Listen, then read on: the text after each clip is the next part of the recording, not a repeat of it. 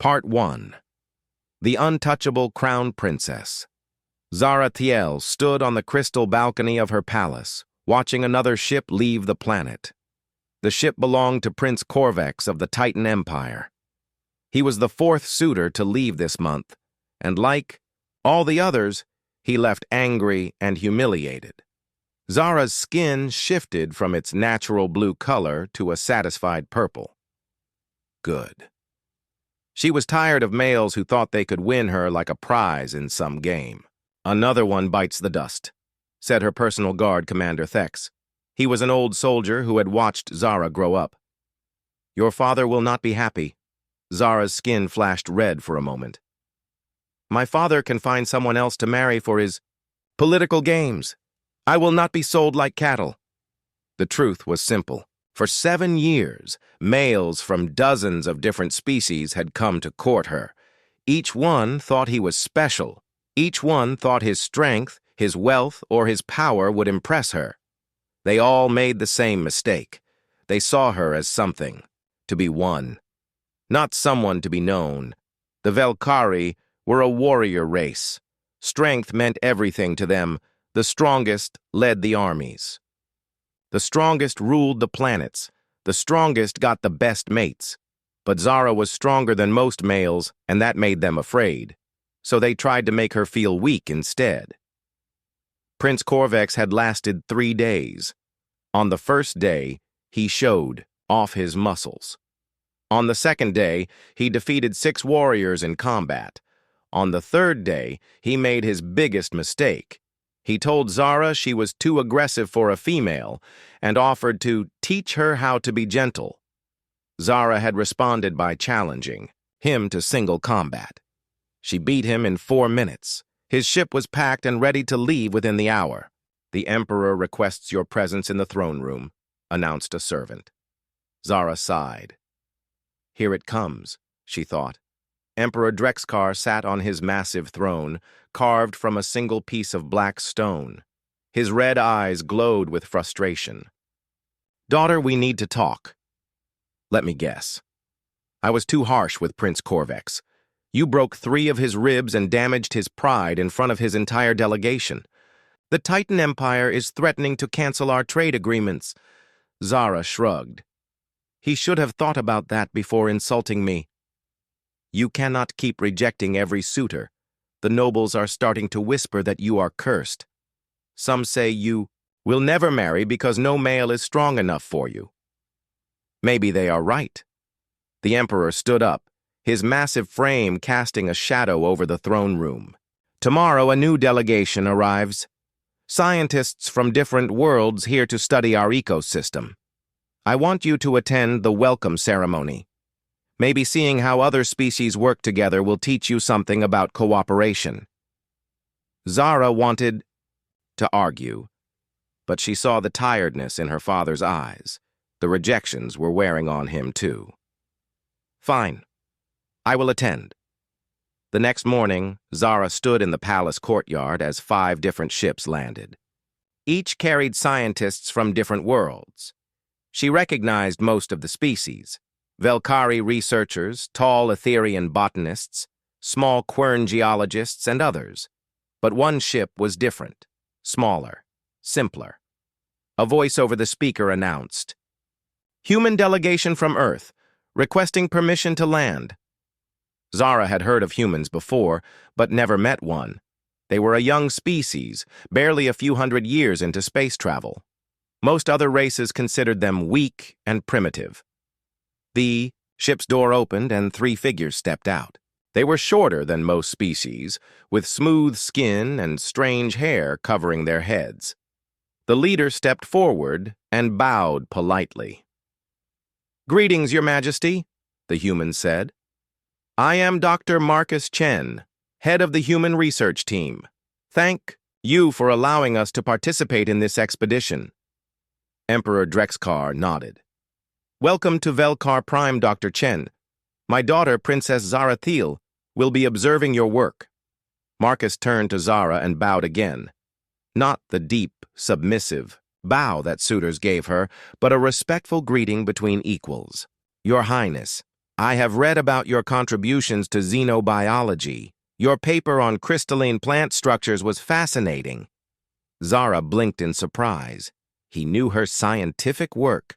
Most males only knew her as the beautiful princess or the unmarriageable warrior. This human actually read her research papers?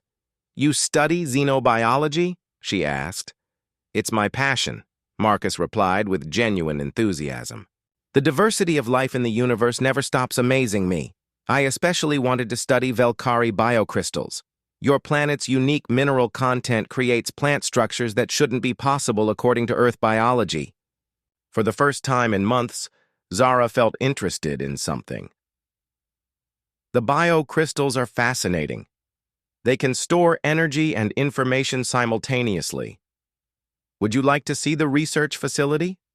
Marcus's eyes lit up. That would be incredible. As they walked toward the science complex, Zara noticed something strange. Marcus didn't stare at her like other males. He didn't try to show off his strength or wealth. He just asked questions about her work and listened carefully to her answers.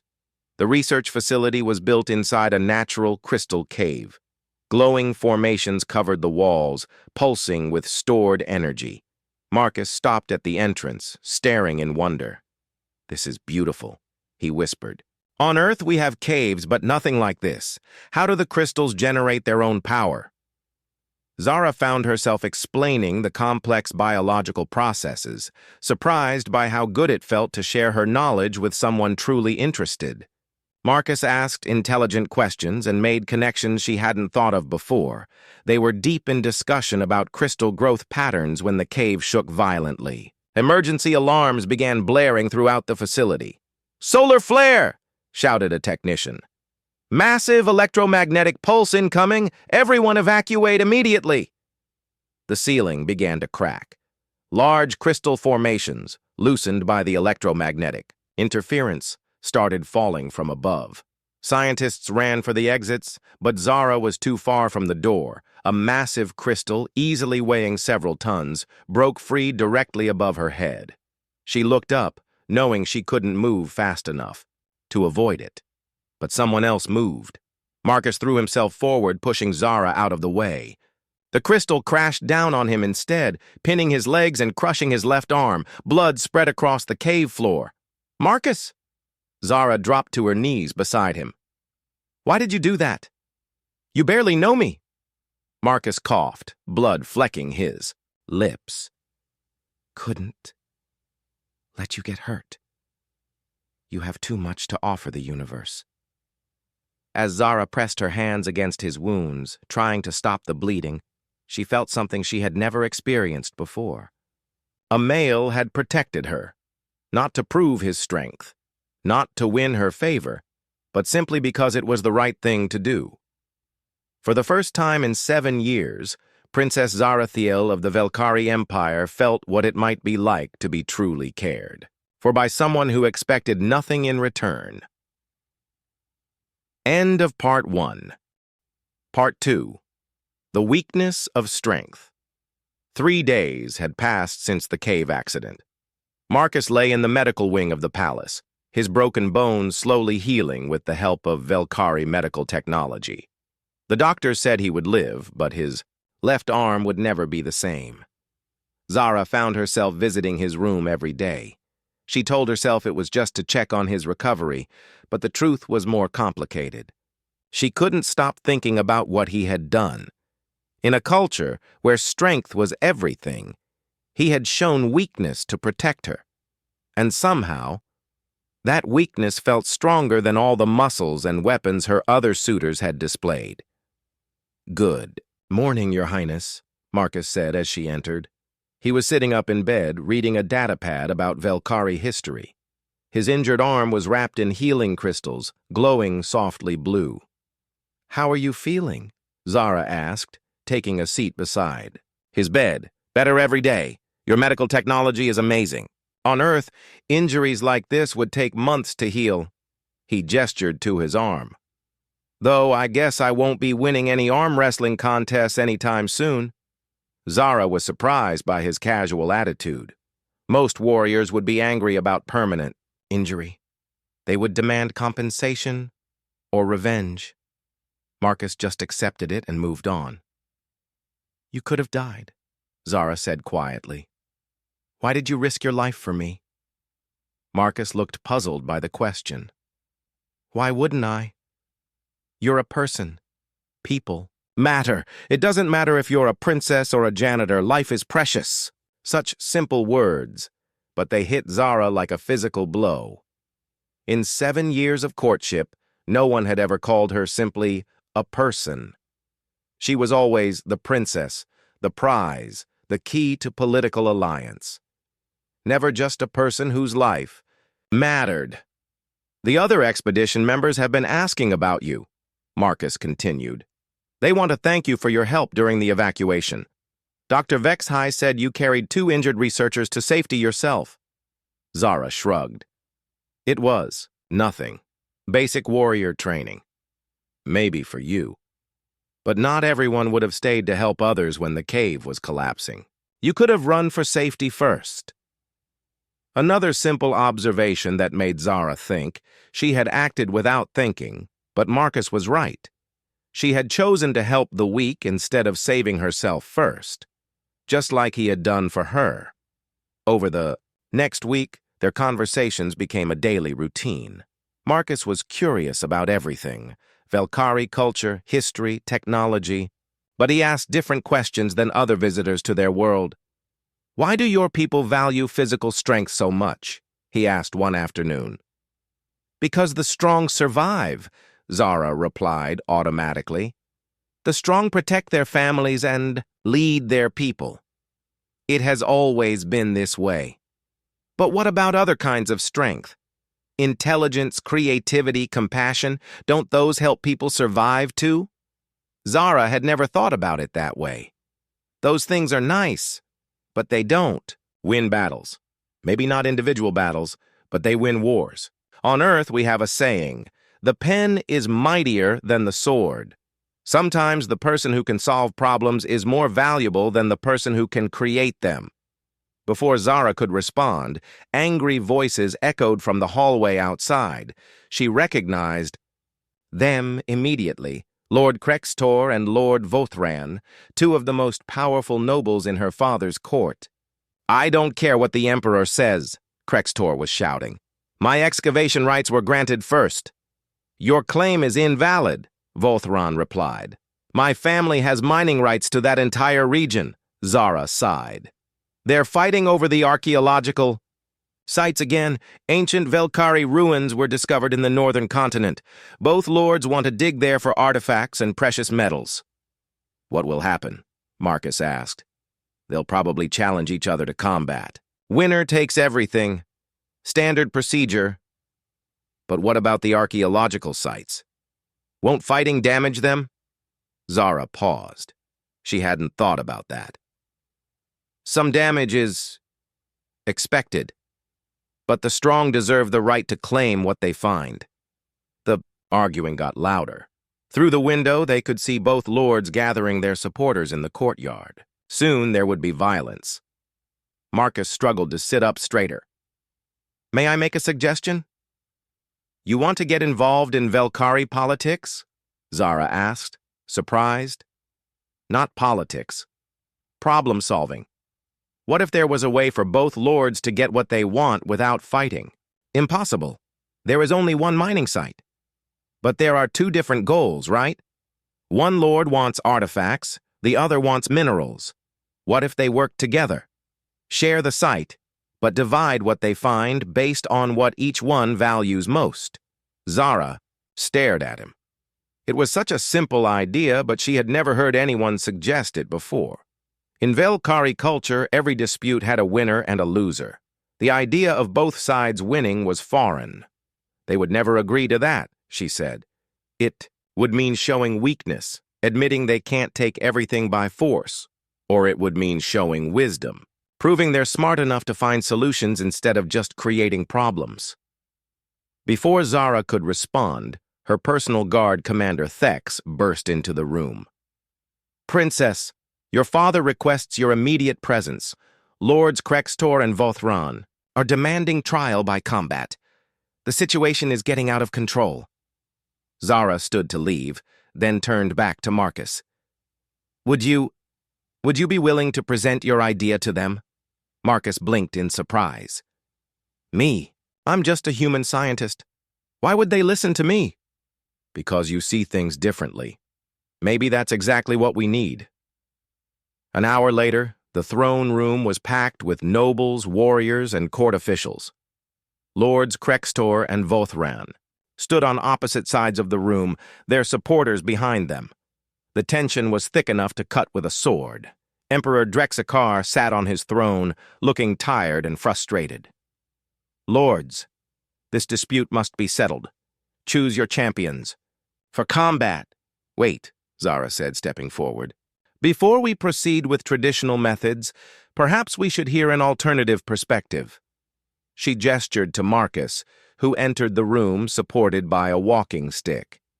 His injured arm was still in a healing wrap, making him look fragile compared to the massive Velkari warriors around him.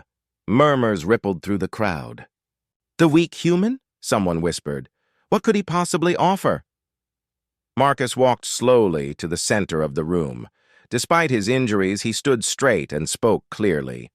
Lords Krextor and Vothran, I understand you both have legitimate claims to the archaeological site. Lord Krextor seeks ancient artifacts to preserve Velkari history.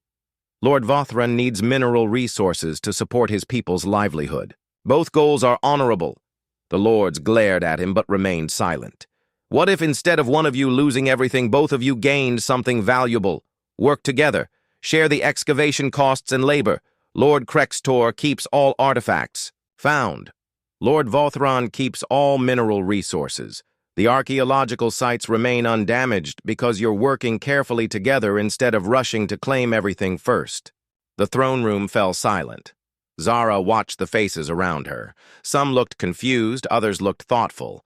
A few looked angry at the suggestion. Lord Krextor spoke first. You suggest we cooperate? Share glory? I suggest you multiply it, Marcus replied. Alone, each of you might destroy valuable resources trying to claim everything. Together, you preserve what matters to both of you and achieve your goals more efficiently. Lord Vothran stroked his chin thoughtfully. The human makes an interesting point. My miners could extract resources without damaging artifacts. Your archaeologists could preserve the sites while we work. For several long minutes, the two lords stared at each other. Finally, Lord Krextor nodded slowly. Perhaps we could attempt this cooperation. Temporarily. The crowd erupted in surprised murmurs. Emperor Drexakar looked stunned. In centuries of Velkari history, no one had ever resolved a dispute without combat. As the lords began discussing details of their cooperation, Zara looked at Marcus with new understanding. He hadn't defeated anyone. He hadn't shown superior strength or dominated his opponents. Instead, he had made everyone stronger by working together. Maybe, she thought, there was more than one kind of strength after all. That evening, as Marcus rested in his hospital bed, Zara sat beside him in comfortable silence. The nobles are calling you the human who stopped a war, she said. Marcus smiled weakly. I just helped them see they wanted different things. Sometimes the best solution is the one where everyone wins. Zara nodded, but her mind was racing. For 7 years, she had rejected suitors who wanted to prove they were stronger than everyone else. But Marcus had just proven something different. That true strength might come from making others stronger too. She was beginning to understand why this human felt so different from all the rest. End of Part 2. Part 3.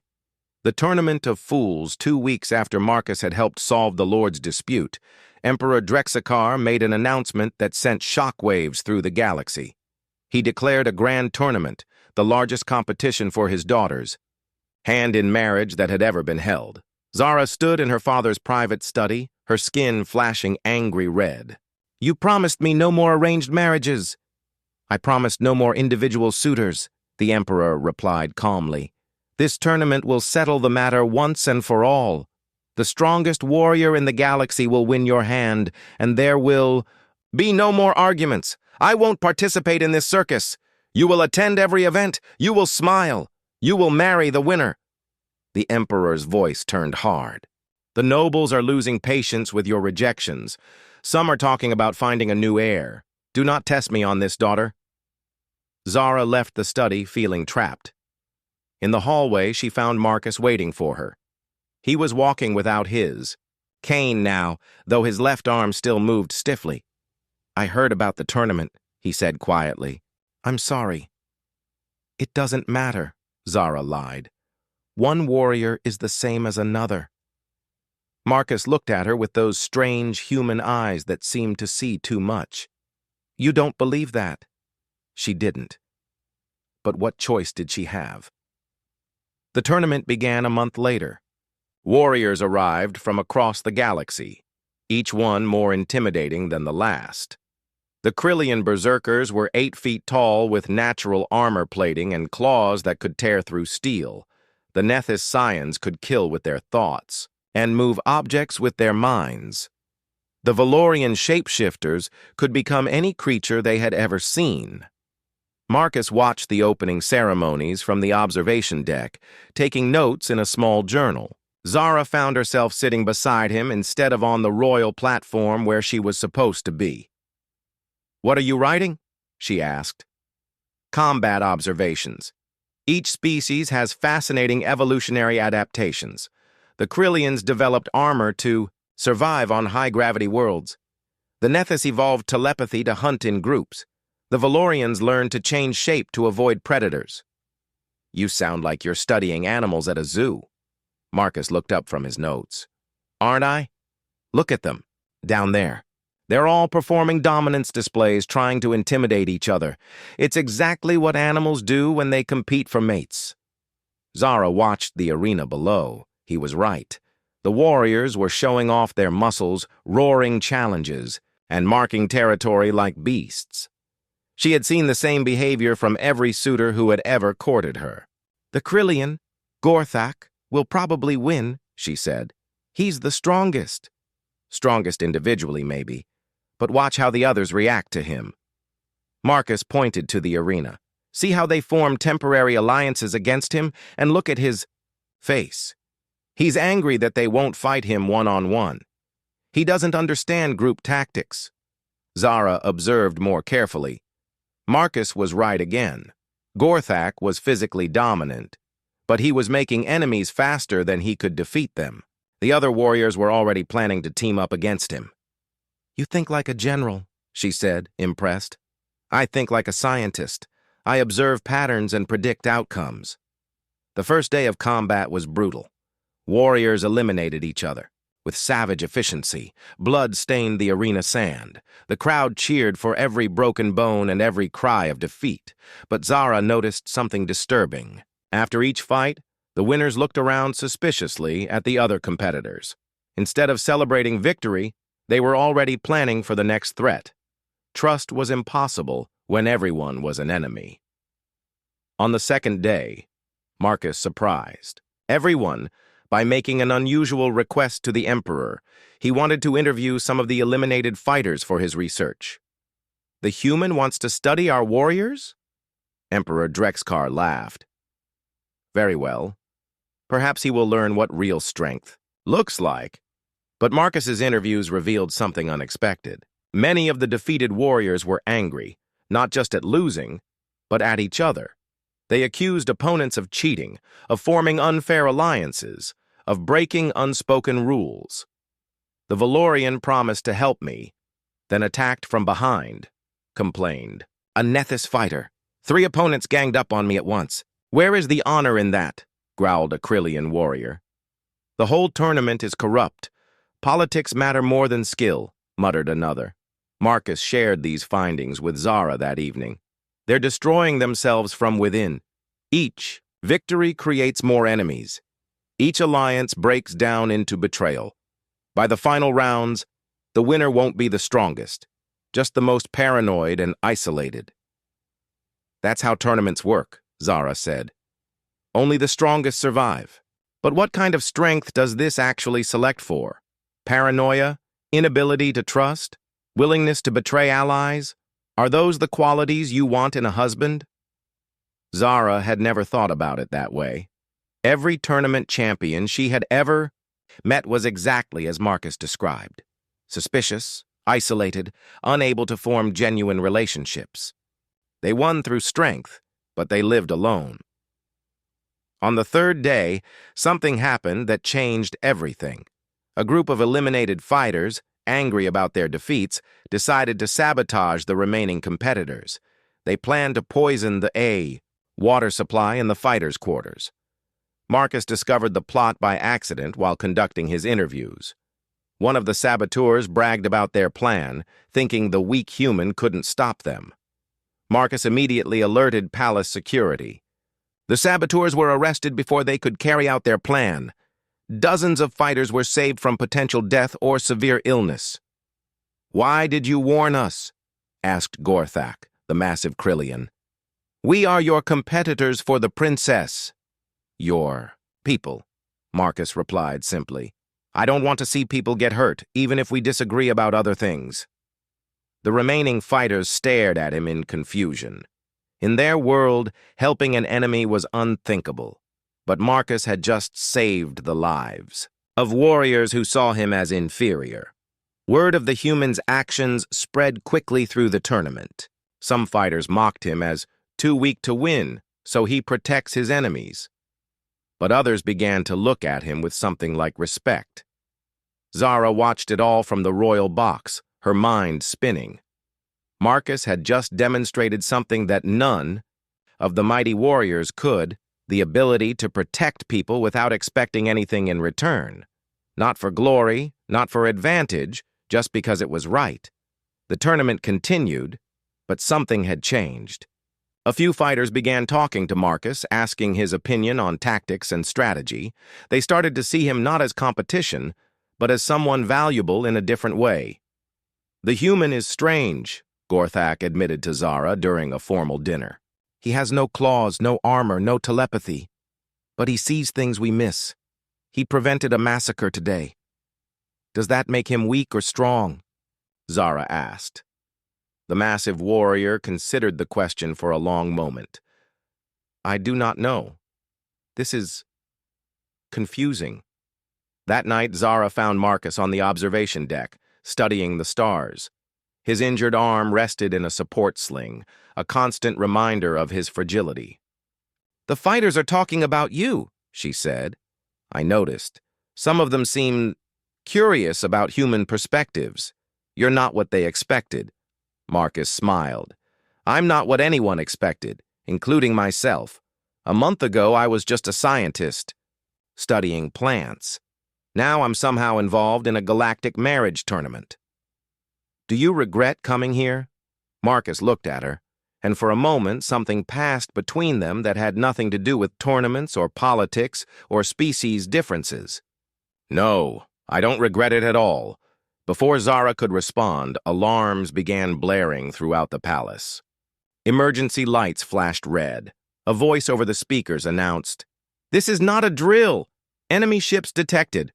All personnel to battle stations immediately." Through the windows, they could see lights moving across the night sky. Too many to count, too organized to be natural. "Pirates," Zara breathed. "They're attracted by the tournament, so many high-value targets in one place. The greatest warriors in the galaxy were about to face their first real test, not against each other, but against a common enemy. And Marcus, the fragile human who couldn't win a single combat, was about to show them what true strength really meant." End of Part 3. Part 4. When strength becomes weakness. The pirate fleet filled the night sky like a swarm of angry insects. 60 ships, each one bristling with weapons and carrying desperate criminals who had nothing to lose. They had come for the tournament, drawn by the promise of rich nobles, powerful warriors, and a princess whose ransom could buy entire star systems. In the palace command center, chaos ruled. The greatest warriors in the galaxy stood around a holographic battle map, all talking at once. "I should lead the defense," roared Gorthak, the massive Krillian. "My people are the finest fighters in the galaxy." "Your people are brutes," hissed Silthara, a Nethys scion. "This requires intelligence, not muscle. My telepaths should coordinate the battle." "You both lack vision," interrupted Vexmore, a Valorian shapeshifter. "My warriors can infiltrate their ships and strike from within." Emperor Drexkar watched the argument with growing frustration. The planet's defense fleet was outnumbered 3-1. They needed unity, but the tournament had filled his palace with the most competitive, ego-driven individuals in the galaxy. Each warrior wanted to be the hero. None wanted to follow someone else's plan. "Enough!" the Emperor shouted. "We need a single commander. I will choose who leads the defense." "Choose me," demanded Gorthak. "No, me," countered Silthara. "The honor should be mine," insisted Vexmore. As the argument exploded again, Marcus quietly studied the tactical display. Zara noticed him standing apart from the others, his human eyes moving across the hologram with careful attention. "What do you see?" she asked. "A losing battle," Marcus replied honestly. "If we fight the way they want to fight, each group trying to prove they're the strongest, we'll be destroyed in an hour. Then how do we win? We don't fight like warriors. We fight like a team."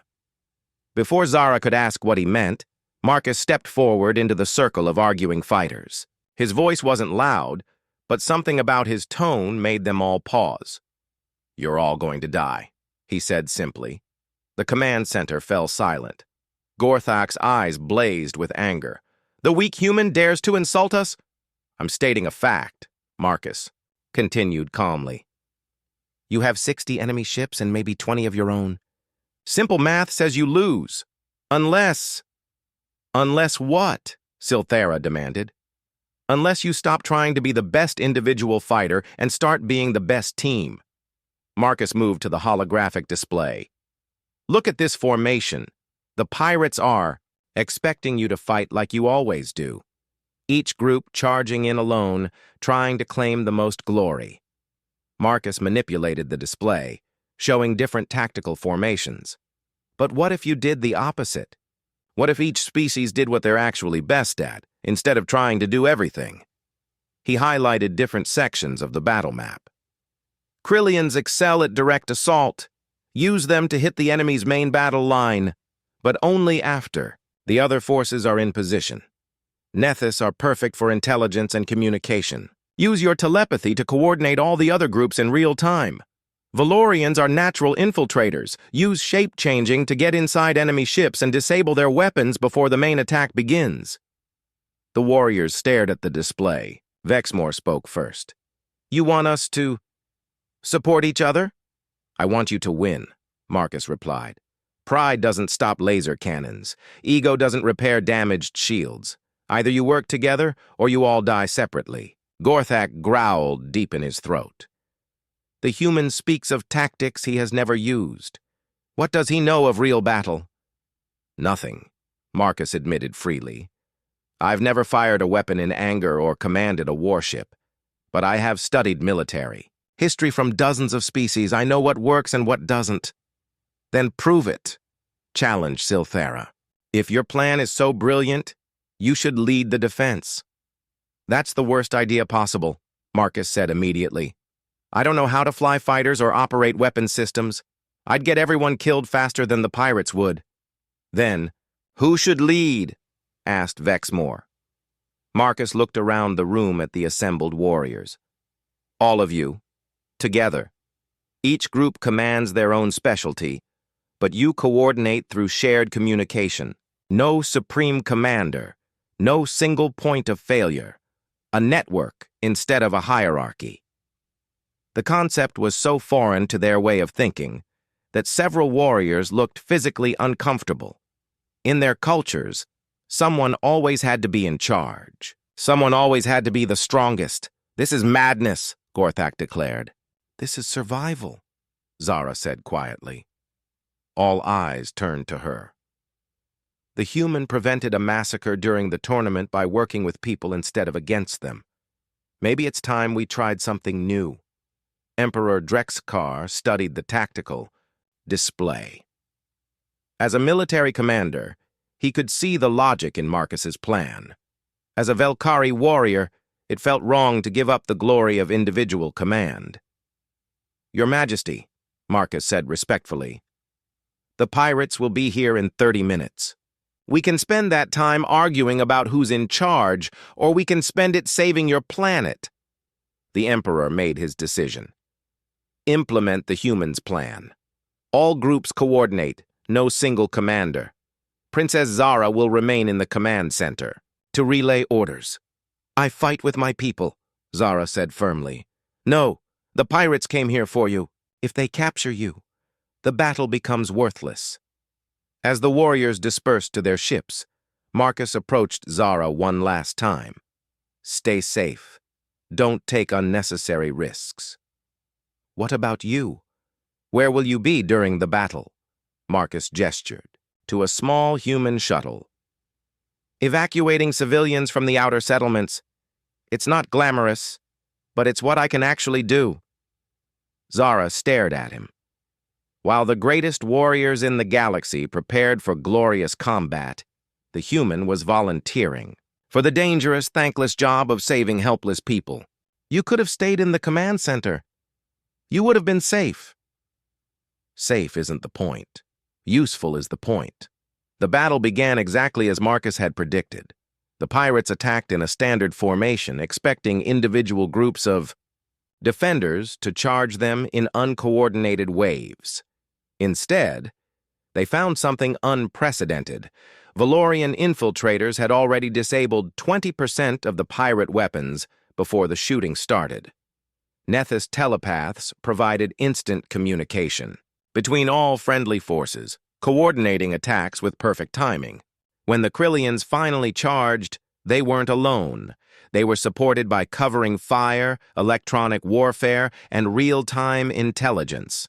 The pirates had never faced an enemy that fought as a unified whole instead of competing parts. Their superior numbers meant nothing when the defenders could anticipate every move and coordinate perfect responses. Within 2 hours, the pirate fleet was in full retreat. The impossible had happened. A smaller force had defeated a larger one through cooperation instead of individual heroics, but victory came with a price. Marcus's shuttle, caught in crossfire while evacuating a remote settlement, had taken severe damage. Emergency signals showed the ship going down in the wilderness, life support failing. Zara stood in the command center, staring at the rescue beacon's location. The human who had saved everyone else now needed saving himself, and he was dying. Alone in the darkness, far from the glory and celebration that his tactics had made possible. Prepare my fighter, she ordered. Princess, the area is still dangerous. Pirate ships could still be hiding there. Then I'll fight them too. Zara's skin shifted to determined gold. That human saved our planet. Now I'm going to save him. As she ran toward her ship, Zara realized something that changed everything. For the first time in her life, she wasn't thinking about duty or politics or what her father expected. She was thinking about one fragile human who had shown her what courage really looked like. And she was terrified of losing him. End of Part 4. Part 5. The choice that changes everything. Zara's fighter ship screamed through the night sky toward Marcus's crash site. Her hands gripped the controls so tightly her knuckles had turned white. The rescue beacon was getting weaker with each passing. Mine it. She found the human shuttle buried nose first in a rocky canyon. Smoke poured from the engines. The cockpit was cracked, and she could see Marcus slumped unconscious in the pilot's seat, blood running down his face. Zara landed her fighter and ran to the wreckage. The shuttle's door was jammed shut. She grabbed it with both hands and pulled, her Velkari strength tearing the damaged metal away like paper. "Marcus!" She climbed into the cockpit and checked his pulse. Weak, but alive. His breathing was shallow, and his injured arm was bleeding again where the healing crystals had been torn away. As she carefully lifted him from the wreckage, Marcus's eyes fluttered open. "Zara? What are you doing here?" "Saving you, you stubborn human. The civilians, did they get out?" Even half dead, he was worried about other people. Zara felt something break inside her chest, not with pain, but with understanding. "Everyone is safe. You saved them all." She carried him to her fighter and activated the medical systems. As they flew back toward the palace, Marcus drifted in and out of consciousness.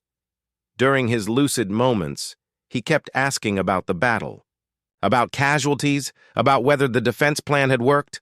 "We won," Zara told him. "Your strategy saved the planet. The warriors are calling it the greatest military victory in Velkari history." "Good," Marcus whispered. That's good." Then his eyes closed again, and Zara was alone with her thoughts. For 7 years she had rejected suitors because they all wanted the same thing: to possess her, to use her as proof of their own greatness. But Marcus had never tried to win her. He had simply been himself, and in being himself he had shown her what she had been looking for all along. Someone who saw her as a person, not a prize. Someone who made her stronger instead of trying to make her smaller. Someone who chose to protect others even when it cost him everything. By the time they reached the palace, Zara knew what she had to do. The medical bay was in chaos. Doctors worked frantically to save Marcus's life while news of the victory spread throughout the palace. The tournament warriors gathered outside, talking in amazed voices about the humans' tactics. "He turned us into something we never knew we could be," Gorthak said quietly. "For the first time, I fought alongside others instead of against them." "His plan was brilliant," agreed Silthara. "But more than that, he trusted us to do our part. No one has ever trusted me like that before." Emperor Drexkar stood beside his daughter as the doctors worked. "The human will live, but his injuries are severe. He will never be a warrior." "He was never meant to be a warrior," Zara replied. "He's something better." The Emperor studied his daughter's face. In 7 years of rejecting suitors, he had never seen her look like this: protective, determined, and something else he couldn't quite name. "Daughter, the tournament is not finished. There are still warriors who expect to compete for your hand." Zara turned to face her father, her skin shifting to royal gold, the color of absolute determination. "Father, I wish to make a formal request." "What?" "Request? I choose Dr. Marcus Chen of Earth as my consort." The Emperor blinked in surprise. Around them, nobles and courtiers gasped in shock. "You choose the human? But he didn't win the tournament. He isn't even a participant. He won something more important than the tournament. He won my respect, my admiration, and my heart." "This is impossible." Lord Krextor stepped forward, his face dark with anger. "The princess cannot choose the weakest male in the galaxy. It makes a mockery of our traditions." "Does it?" Zara faced the assembled nobles. "For 7 years, you have sent me the strongest warriors, the richest princes, the most powerful leaders. All of them tried to prove they were better than everyone else. All of them saw me as a trophy to be won." She gestured toward the medical bay where Marcus lay unconscious. "This human never tried to compete for me. He never tried to prove he was stronger than others. Instead, he proved something else, that he could make others stronger. Tonight, he turned our greatest warriors into a team that saved our planet." "But he is weak," protested another noble. "He has no claws, no armor, no telepathy." "You measure strength by what someone can destroy," Zara replied, her voice carrying the authority of generations of royal blood. "I have learned to measure it by what someone can build." Emperor Drexkar looked around the room at the faces of his nobles and warriors. Some looked angry, others confused. But a few, including Gorthak, Silthara, and Vexmore, looked thoughtful. The human did save our planet, the Emperor said slowly. His tactics were unconventional, but effective. More than effective, Gorthak rumbled. For the first time in my life, I fought beside others instead of alone. It felt good, stronger than fighting alone. He trusted us, added Silthara. He saw what we could accomplish together and helped us see it too. Vexmore nodded. The human has a different kind of strength. The strength to make enemies into allies. The Emperor was quiet for a long moment. Finally, he spoke. Princess Zarathiel, your request is unprecedented. But these are unprecedented times. If you truly choose this human as your consort, the consequences will be significant. Other worlds may question our strength. Our enemies may see it as weakness. Let them, Zara said firmly. Any enemy who underestimates humans the way we did will be in for a very unpleasant surprise.